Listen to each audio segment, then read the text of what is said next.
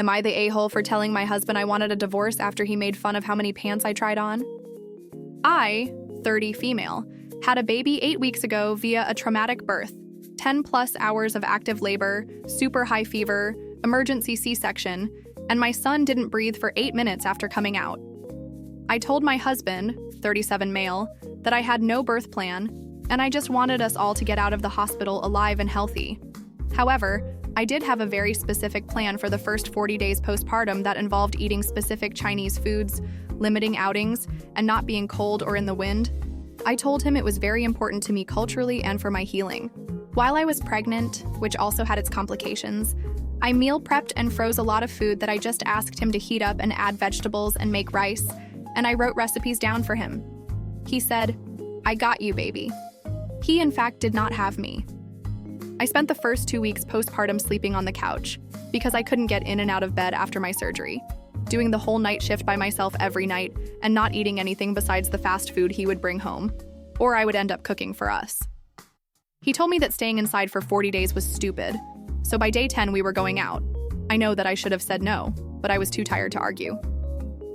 We had gone to the beach day 14, and when we got there, there were 35 miles per hour winds, and my husband said, "Let me just fish for a little and we can go." But he disappeared down the beach, with the car keys, for 3 hours while the baby and I sat in the wind. On day 16, he invited his sister to stay with us for a week, so I had to vacate the couch and climb in and out of our bed, still taking the whole night shift. His sister had a very similar surgery, hysterectomy, earlier this year, and was telling my husband and I about the risk of hernias after a surgery like ours. This was after both of them sat on the couch and watched me haul laundry to and from the garage while they watched TV. She also demanded that we eat certain foods while she was here and that she can't get back home, and my husband door-dashed whatever she wanted to the house and/or drove us all to go get food that she wanted. Meanwhile, I couldn't get him to heat up frozen food for me. She also told us about the importance of scar care after the surgery and suggested that I get a C-section massage. Any place I found were over $200, and I texted my husband I felt guilty spending that much money on something so selfish. He changed the subject and didn't address my text at all. I felt so incredibly hurt by this. I don't know if it was hormonal or what, but him not saying anything to me feeling guilty for wanting to do something nice for myself made me feel so unloved and insignificant, especially because after his sister had her surgery, he talked to me about wanting to send her 10Ks of our savings to help her out with medical bills, and he didn't even acknowledge, let alone offer to pay for a $200 massage for me. After I was cleared for regular physical activity at 6 weeks, I asked him if it would be okay if I spent 30 minutes a day in our garage working out. He agreed, and said he would watch the baby for me. The next day, when I asked him to hold the baby for me while I worked out, and he took my son and put him down into the baby Bjorn. The baby started crying halfway through, and I had to finish my workout while wearing the baby. He told me while I was pregnant that it was a non-negotiable for him, that he continue going to the gym 3 times a week, and started going back week 4 from 2 p.m. to 6 p.m., leaving me with the baby and having to figure out dinner. The last straw for me was yesterday. I had been with the baby all night and all morning, and he wanted to go get lunch, so I asked him to watch the baby so I could get dressed, and I was taking longer than usual to get ready. He snarkily said to the baby, "Mom's gotta try on 6 more pairs of pants before we can leave," and I lost it on him. I screamed nothing fits me because I just had a fucking baby and I don't get to work out at all. I told him I fucking hate him and that he should go to his parents' house or sleep on the couch or whatever, just to leave me alone. He shook his head at me like I was being irrational, and I felt such rage inside me. How could he not see that I was dying? I spent the night Googling divorce lawyers, and I feel like I'm overreacting. For clarification, we talked after every incident, and he said he genuinely feels bad about how he behaved and has been spending more time with the baby with every talk. I fully know that I'm a doormat and have been working on it with my therapist, and it was really hard for me to even express my needs with him. He does financially support us and has spent a lot of money on baby gear, gadgets that helped make nights feeding easier for me. Bottle washer, nicer pump, bottles, etc. And since the beach day, he's greatly decreased our outings with the baby. He has also been holding the baby at night for a couple hours from 9 p.m. to whenever he goes to bed so I can sleep. He's also been on paternity leave this whole time. Also, I don't have any family I can stay with right now, and my friends have all recently moved out of state. Update: We talked this morning and he said that I'm punishing him for things that happened months ago and that it's unfair that I won't forgive him or see his support in other ways. He said that I'm the problem and that I always need someone to be angry with. I brought up his sister and he dismissed it as me needing to compare my life with other people. I told him I feel like I ask for so little and that he's not listening to me. And he said I just fixate on everything he doesn't do. I just feel so unseen. He said he would love to give me time to go do things I want to do, except you don't have any hobbies. He said, if I gave you 2 hours right now, what would you go do? And I said I have to clean the bathrooms and do laundry. He said I'm allowed to treat him like shit when I'm hungry and sleepy and he always forgives me. I do get very standoffish and short when I am both hungry and sleepy. But I can't forgive him for something he did so long ago. Wife says I need to get over it, but I can't stop obsessing over a prank that ruined my wedding experience and left me furious. I had an amazing wedding experience that was completely ruined by a prank my wife and friends played during the garter removal. Am I the a-hole for refusing to let it go? During the reception, we were doing all of the usual wedding games. Eventually, I was told it was time to do the garter removal. As everyone gathered around us in the middle of the dance floor, my wife was sitting in a chair, and my friends brought out a blindfold and told me I would be doing the garter removal blindfolded. I should have been suspicious at their grins, but I'd had some drinks, wasn't suspecting anything, put it on, and tried to be a good sport about it, as everyone seemed like they were having a great time, myself included. As soon as I was blindfolded, however, my wife slipped out of the chair and was replaced by one of my groomsmen. He's a friend of the family I've grown up with, but I would not say we're close. Now, I literally cannot stand him, although he's not a bad guy other than my anger at this prank. Sitting in the chair in place of my wife, my groomsman was in shorts with the garter around his thigh. My wife stood behind him and was talking to me as they walked me over, to keep me fooled into thinking it was her. On their instructions, I got down on my knees and began reaching for what I thought were my wife's legs. Once I found the leg, I found the garter and began pulling it down. But at that moment, I heard my wife saying, "With your mouth! With your mouth!" So I leaned forward and grasped the garter belt in my mouth, to the shrieks and applause of the crowd. With the garter in my teeth, I pulled it down his leg, and then my wife actually came around to help me get it over his shoe because it got stuck. Once I had the garter, they told me to stand up and take off my blindfold. When I did, I was smiling, because I thought I'd been a good sport, and everyone was laughing so hard it seemed like everyone was having a great time. But when I took off the blindfold, everyone burst into even louder laughter. For a moment, the entire energy of everyone at the wedding was focused on nothing besides laughing at me being the sole butt of the joke. It felt awful. I was furious. I wanted to say and do a million different things, but I didn't. For some reason, I just felt that pretending it wasn't a big deal was the best defense, that showing anger would be confirming how badly I'd just been humiliated for their delight, and that would have made my humiliation all the worse. So I sucked it up, slept, walked through the rest of the wedding while doing my best to keep a smile on my face. My wife could tell I was stunned, but she kept on going too. She definitely had no idea how badly I was taking it. Everyone was standing around us, and we couldn't talk openly about how I felt, at least not without ruining everything. And I didn't know whether I wanted to go there after all the effort and money put into the wedding, and I kept sucking it up the next day at the brunch and for most of the next week through most of our honeymoon.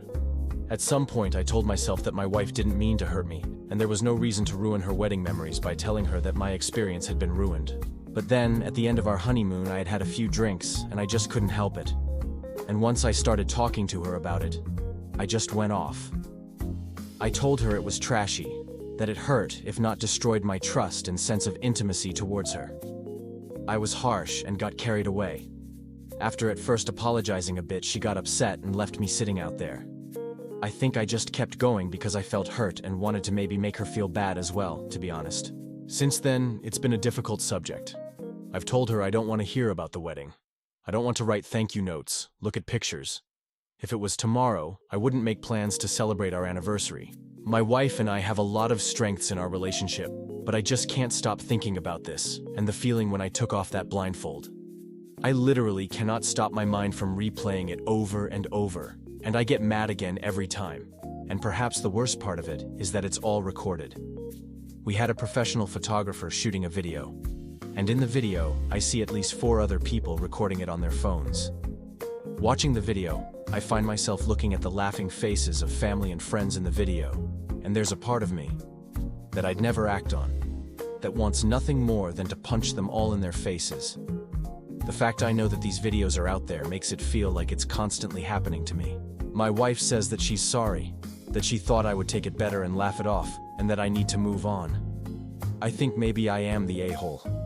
No good is coming from obsessing over this, but I literally cannot let it go. I find myself coming up with reasons to be angry. I tell myself sometimes it was assault because I was tricked into putting my mouth on another man's leg without my consent. But I think that's just rationalizing my anger. I don't know. Am I the a-hole for telling my dad and his fiancée how I really feel, sending my dad into a deep depression? I, 18 male, am an only child. I live with my mom full-time and my parents are divorced. Some quick context: during my entire life, my mom always picked up after me and my dad. They both worked full-time, but my mom handled breakfast, lunch, dinner, groceries, cleaning, laundry.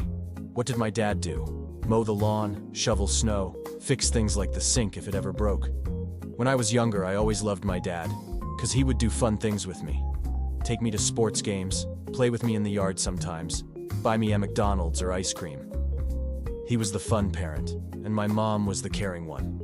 She always made me food, helped me in school, packed my bags, comforted me when I was sad, and took care of me when I was sick. When I got older, I started to realize more and more how much my mom did, while my dad would sit on the couch and watch TV or stuff like that. My mom asked me when I was quite young to help her out with cleaning, etc. And I remember I would get mad at her when she asked. I didn't want to clean? Who does? But one day, after she had gotten annoyed, I didn't even pick up after myself. I yelled at her to leave me alone. I was probably like 12, and that day, I heard her cry in the bathroom afterwards. When I realized I made her cry, it clicked in my head that she was doing everything for us, and Dad did barely anything. And I did absolutely nothing at all. It felt like I grew up super quickly over the course of a week, and I started helping my mom a lot more. It became a bonding thing for us, talking and helping each other out with cleaning and groceries, etc. My dad was still like the fun parent, would take me to games and all that, but I grew more and more annoyed that he didn't help out at all. I think when I was like 14, I once said to his face that he never helps out around the house, and he got furious with me. Yelled in my face and sent me to my room. My mom comforted me and told me to just let him be, you and I got this alone anyway. The few times he was dragged into helping, he would always make a mess somehow, and it would end in an argument with him and Mom. I've realized now he most likely did a bad job on purpose so we wouldn't ask him for help. When I was 15, Mom found out that Dad cheated. He had been for like a year. They had the biggest fight ever, and my dad left us that night to live with his mistress and her daughter from a previous marriage. He came a few days after and picked most of his stuff up. I don't remember much how the divorce went, other than my mom being a wreck. When it was finalized, she honestly broke down even more. I fed her, helped her into the shower, held her at night. I've never seen her that bad, and if I didn't hate my dad for what he had done in general, I started absolutely despising him for what he did to Mom. Family from Mom's side would help us too, but it was mostly me since no one could really move in and stay with us full time. I picked up a job at 16 to help at home. It took my mom maybe half a year to start going back to her old self. She grew up to be better, happier, and I had never seen her so full of life when she was with Dad. A month or two after the divorce was over, my dad started pushing for me to live with him 50% of the time. I told him to fuck off, basically, but Mom said I shouldn't shut him out completely. So I went to him every other weekend. He tried to be all nice to me, and so did his mistress, but I hated their guts. The mistress, let's call her Hannah, tried to be nice to me, but also boss me around, and I basically ignored her. She has a daughter from a previous marriage who tried to bond with me, but I ignored her. Barely even a year after the divorce was over, Hannah got pregnant, and they had another daughter. Dad and Hannah have tried to push for me to be a big brother for them, but I couldn't care about them less. Now I'm 18, and I gradually stopped going to my dad's. I barely ever stay a night, I just visit, and my dad keeps trying to blame my mom for it. Hannah gives me more and more attitude, and tries to use her daughters to guilt me into staying over, saying, "They miss their big brother. You're so selfish." We had a big confrontation when I visited last, I stayed for 20 minutes before Hannah started trying to lecture me, so I just started leaving. Dad blocked my way and told me I have to grow up and leave the past in the past. He said I can't be mad forever and I'm acting as if I don't love him, and we're all family. That just set me off. I started screaming at him that I haven't loved him in years. I told him that he was always a lazy POS who acted more like a child than a husband to Mom. She always cleaned up after him, cleaned the house alone, washed his clothes, made him food, fetched him another beer even though the kitchen was 5 steps away. But all that ever came out of his mouth was complaints and demands. I told him he took me out to do fun things, sure, but that's not all there is to be a dad. He was never there for me, helped me in school, drove me anywhere, or picked me up, comforted me. And then he did the worst possible thing. After years of standing on my mother's back and using her, he went and f***ed a random woman and absolutely broke my mom. I screamed about how a kid had to pick up the pieces of his own mother, cause his father was such a POS and useless garbage. I felt nothing for him. In fact, I hated his guts still, and I hated his mistress too. I turned to Hannah and told her that she means nothing to me. She has no authority over me. I don't give a shit about her or her kids. I told them both I wish nothing bad at their daughters, but Hannah is a horrible person for filling her kids' heads with lies about how I'm their brother when I've repeatedly told them I'm not. Then I looked my dad in the eyes and said, "My father died to me years ago, and that man wasn't even a good dad. You're just a stranger to me." I pushed my way past him and left. When I got home, I told my mom everything and cried. She hugged me and told me she understands my emotions but wishes I wasn't so aggressive, for my own sake. My mom has never said a bad thing about my dad despite everything, and when I would curse him out, she always told me it wasn't worth it. My dad and his new family were silent for a few days, but then Hannah started bombarding me with texts about how I was a horrible son and how my dad hasn't stopped crying since. I know he always wanted a son and wanted a close bond, but he's failed me as a father and I don't care. But family from Hannah's side I've met like once or not at all have also started messaging me saying I was out of line and everyone makes mistakes. But I don't think it's a mistake. I genuinely think my dad's a puss, and I don't owe him anything. But I guess all the hate from so many people has me doubting myself.